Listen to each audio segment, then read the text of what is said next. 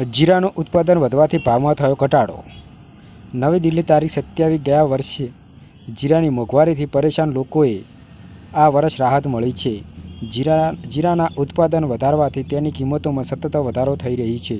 15 દિવસમાં સતત ઘટાડો આવી રહ્યો છે. 15 દિવસમાં જીરાના ભાવ 10%થી વધુ ઘટી રહ્યા છે. હજુ પણ તેની કિંમતોમાં ઘટાડો થઈ રહ્યો છે. ગયા વર્ષ જીરાના ભાવ 70,000 રૂપિયા પ્રતિ ક્વિન્ટલ પાર કરી રહ્યા છે, જે હવે 24,500 રૂપિયાના અંદાજે આવી ગયા છે. HDFC કોમોડિટી હેડ અનુજ ગુપ્તાએ કહ્યું, આ વર્ષે જીરાનું ઉત્પાદન ખૂબ જ વધુ થયું છે અને આવક જોરથી થઈ રહી છે.